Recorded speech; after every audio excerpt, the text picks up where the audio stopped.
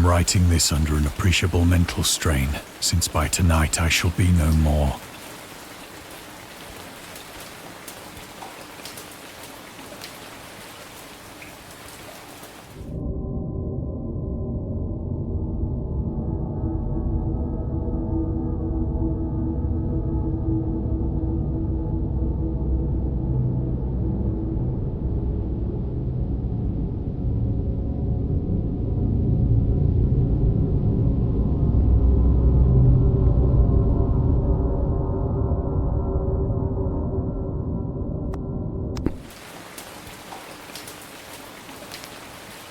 Penniless, and at the end of my supply of the drug which alone makes life endurable, I can bear the torture no longer, and shall cast myself from this garret window into the squalid street below. Do not think from my slavery to morphine that I am a weakling or a degenerate. When you have read these hastily scrawled pages, you may guess, though never fully realize, why it is that I must have forgetfulness.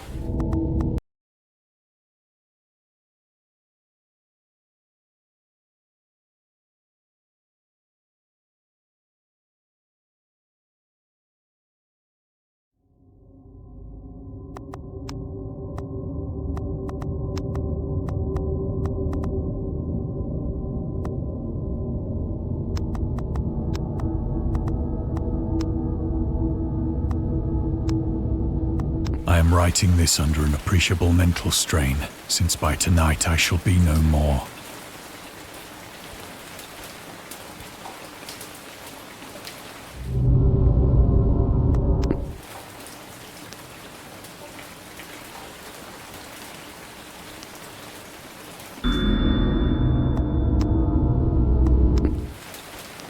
Penniless, and at the end of my...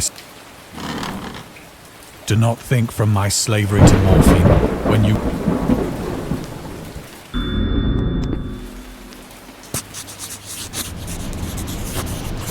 It was in one of the most open and least frequented parts of the broad Pacific that the packet of which I was supercargo fell a victim to the German sea raider.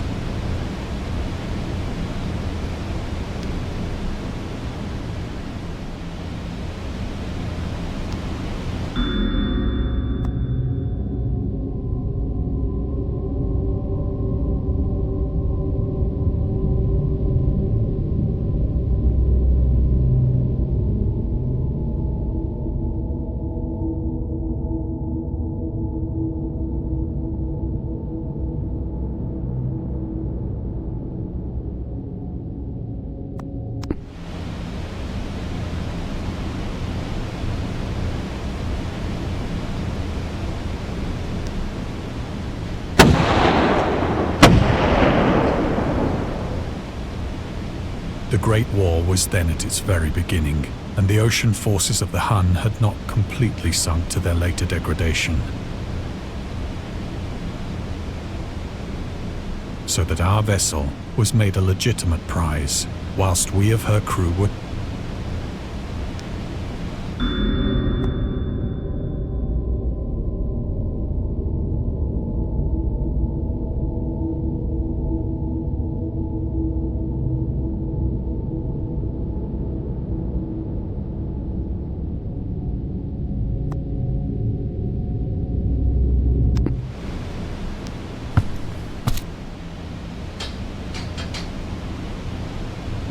So liberal, indeed, was the discipline of our captors, that 5 days up.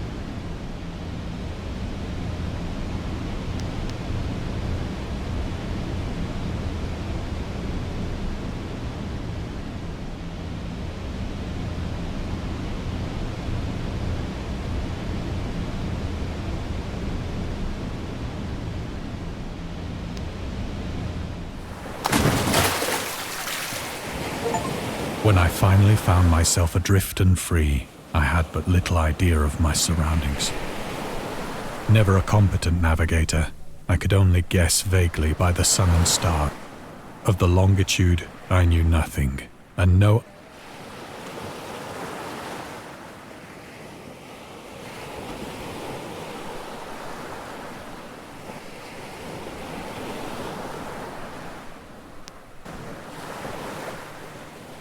The weather kept fair, and for uncounted days I drifted aimlessly beneath the scorching sun, waiting either for some passing ship or to be cast on the shores of some habitable land.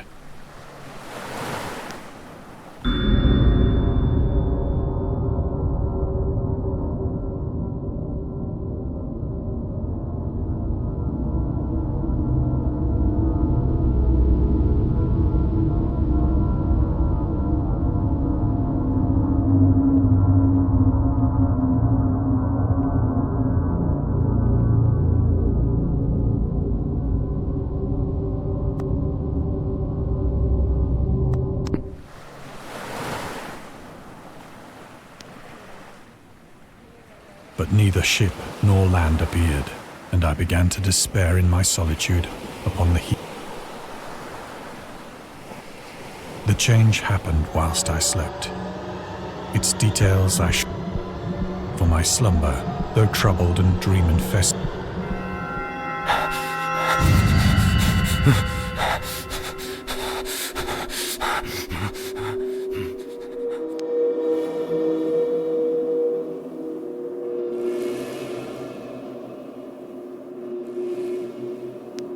When at last I awoke, it was to discover myself half sucked into a slimy expanse of hellish black mire, which extended about me and in which my boat lay grounded. Though one might well imagine that my first sensation would be of wonder at so prodigious and unexpected a for there was in the air and in the rotting soil a sinister quality which chilled me to the very core.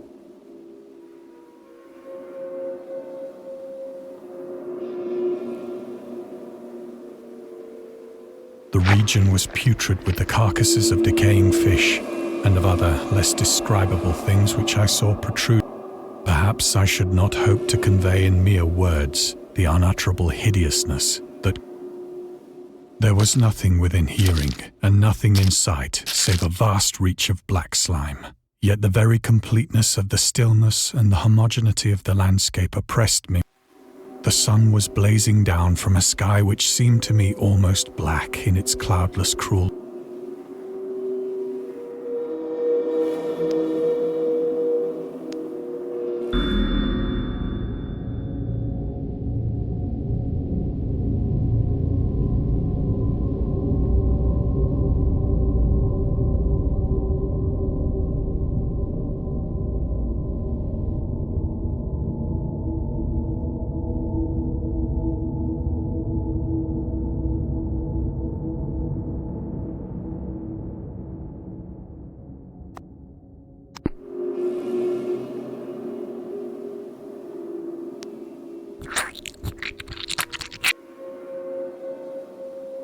As I crawled into the stranded boat, I realized that only one theory could explain my position.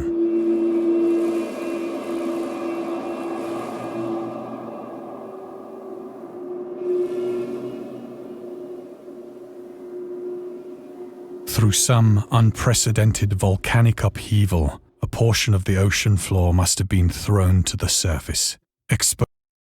So great was the extent of the new land which had risen beneath me that I could not detect the faintest, nor were there any seafowl to prey.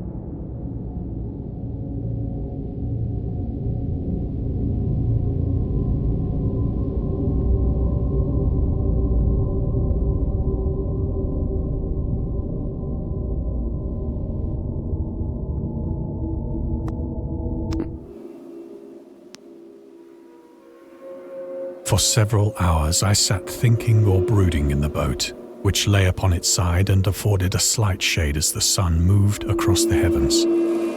As the day progressed, the ground lost some of its stickiness and seemed likely to dry sufficiently for traveling purposes in a short time.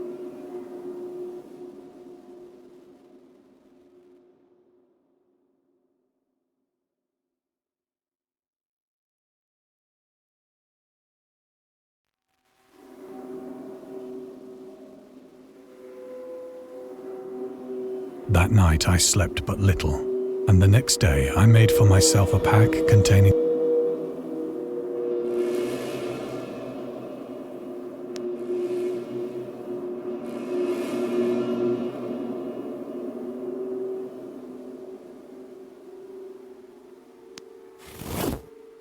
On the third morning, I found the soil dry enough to walk upon with ease. The odor of the fish was maddening, but I was too much concerned.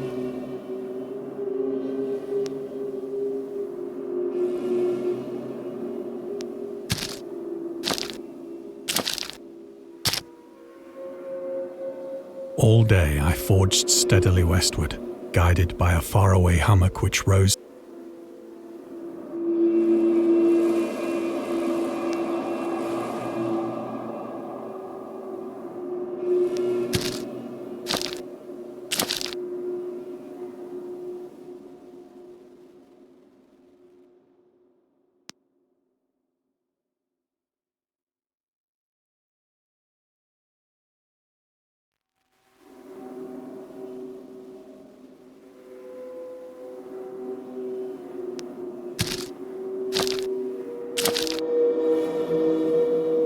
That night, I encamped, and on the following days,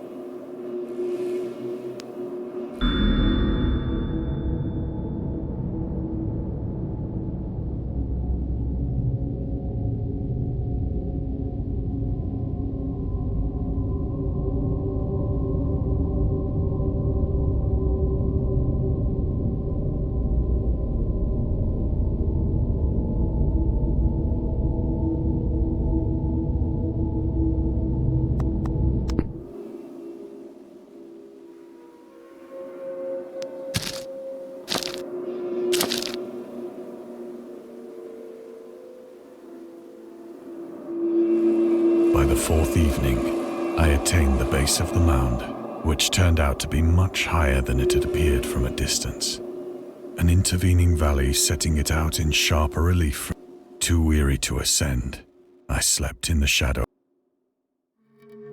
I know not why my dream, but ere the waning and fantastically gibbous moon had risen far above, I was awake in a cold perspiration, determined to such visions as I had experienced were, and in the glow of the moon I saw how unwise I had been to travel. Without the glare of the parching sun, my journey would have cost me less energy. Indeed, I now felt quite able to perform the ascent. Picking up my pack, I started.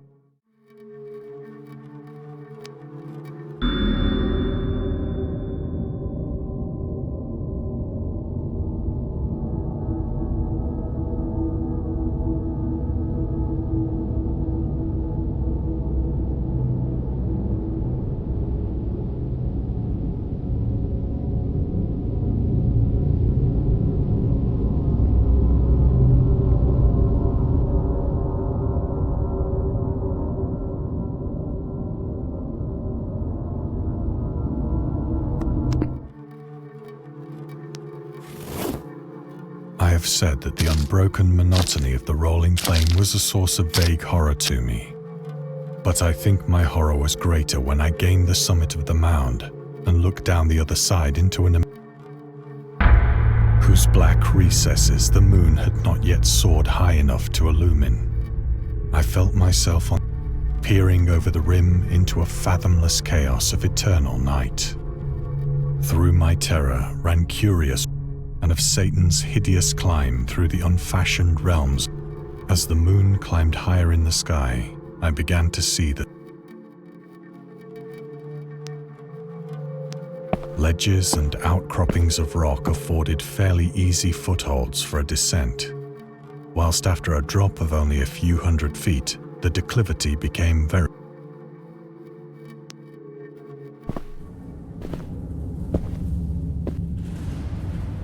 Urged on by an impulse which I cannot definitely analyze, I scrambled with difficulty down the rocks and stood on the gentler slope beneath, gazing into the Stygian deeps, where no light had yet penetrated. All at once, my attention was captured by a vast and singular object on the opposite slope, an object that gleamed whitely in the newly bestowed rays of the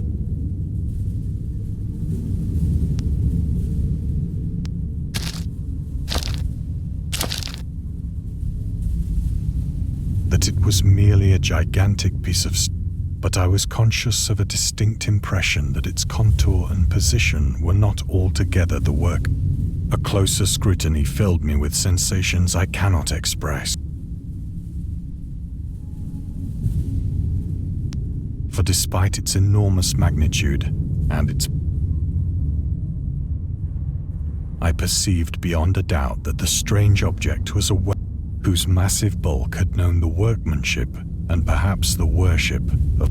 Dazed and frightened, yet not without a certain thrill of the scientists or archaeologists.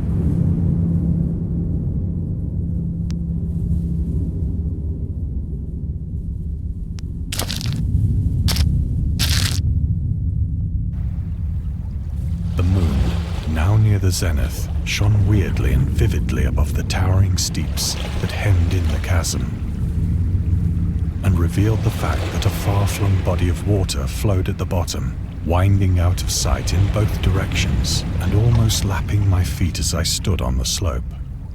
Across the chasm, the wavelets washed the base of the Cyclopean monolith, on whose surface I could now trace both inscriptions and crude sculptures.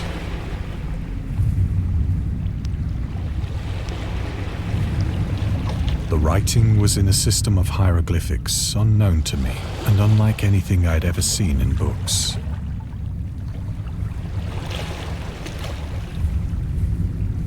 Consisting for the most part of conventionalized aquatic symbols such as fishes, eels, octopi, crustaceans. Several characters obviously represented marine things which are unknown to the modern, but whose decomposing forms I had observed on the ocean-risen. It was the pictorial carving, however, that did most to hold me.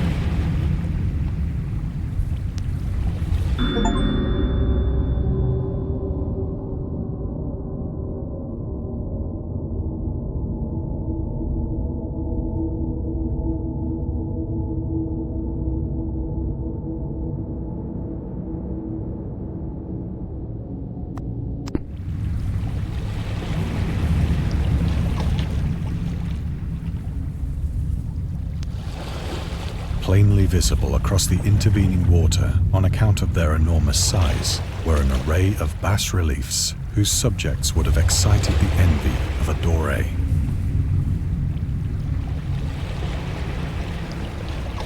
I think that these things were supposed to depict men, though the creatures were shown disporting like fishes in the waters of or paying homage at some monolithic shrine which appeared to be under the waves. Of their faces and forms, for the mere remembrance makes me grow faint, grotesque beyond the imagination of a Poe or a Bulwer.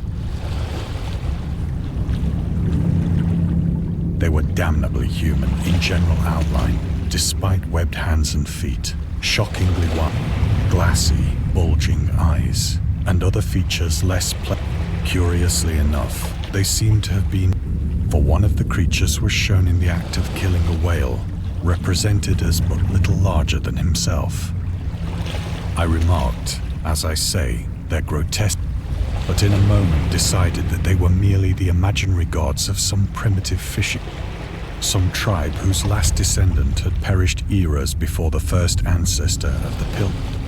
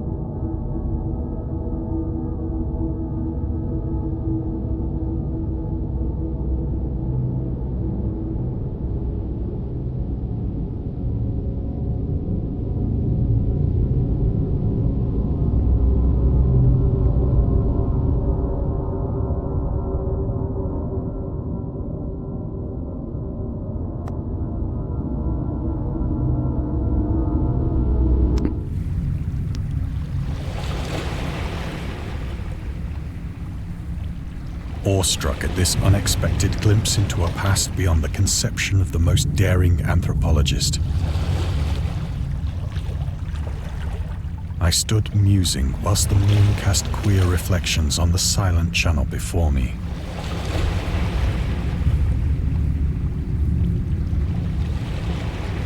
Then, suddenly, I saw it. With only a slight churning to mark its rise to the surface, the thing slid into view above the dark waters.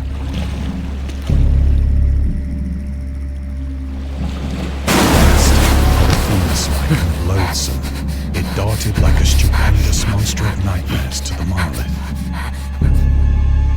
about which it flung its gigantic scaly arms, the while it bowed its hideous head and gave vent to certain measured sounds.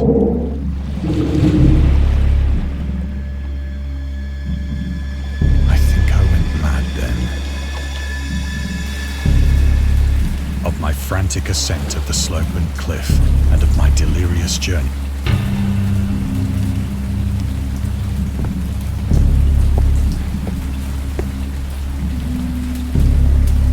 I believe I sang a great deal and laughed oddly when I was unable to sing.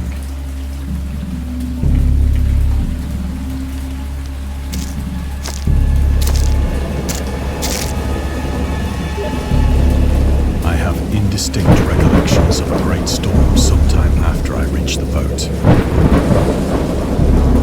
At any rate, I know that I heard pearls of thunder and other tones which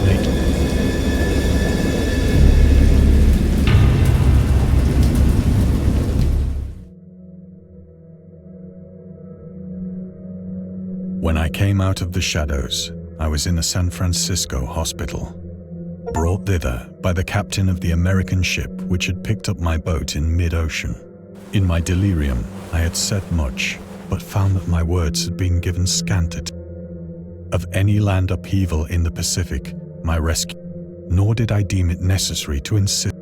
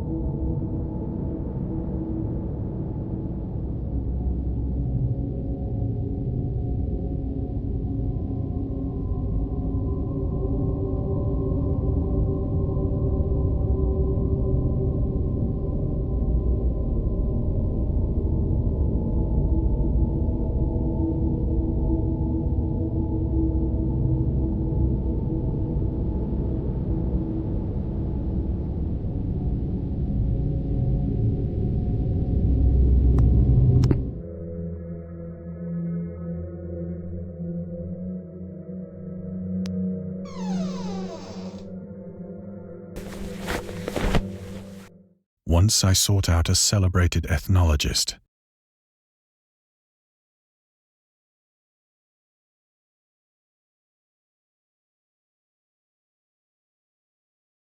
and amused him with peculiar questions regarding the ancient Philistine legend of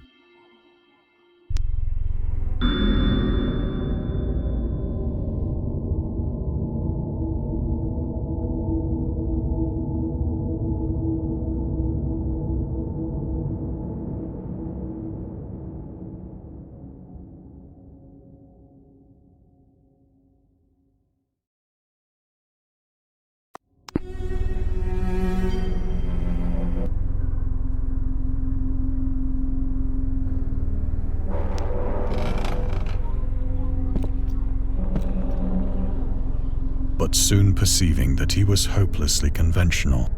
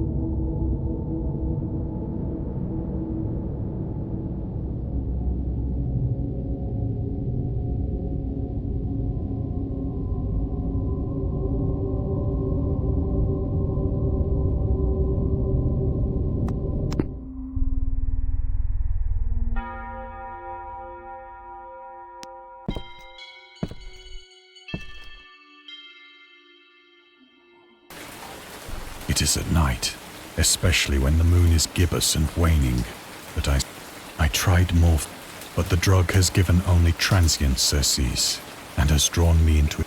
So now I am to end it all, having written a full account.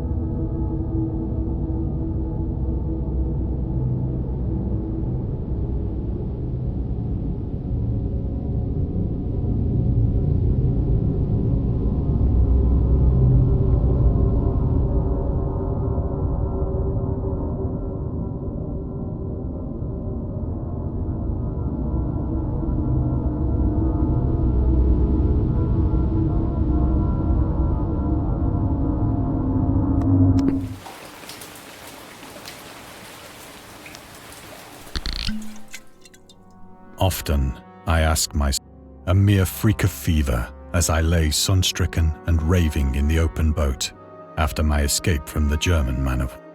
This I ask myself, but ever I cannot think of the deep sea without shuddering at the nameless things that may at this very moment be crawling and floundering, worshipping their ancient stone idols and carving their own detestable likenesses on submarine obelisks of water. I dream of a day when they may rise above the billows to drag down into their reeking talons the remnants of a day when the land shall sink and the dark ocean shall ascend amidst universal pandemonium.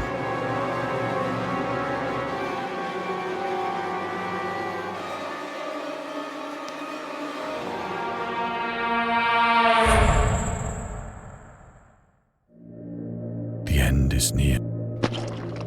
I hear a noise at the door, as of some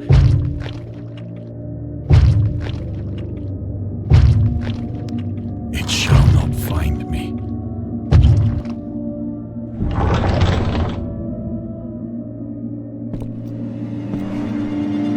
God, that hand!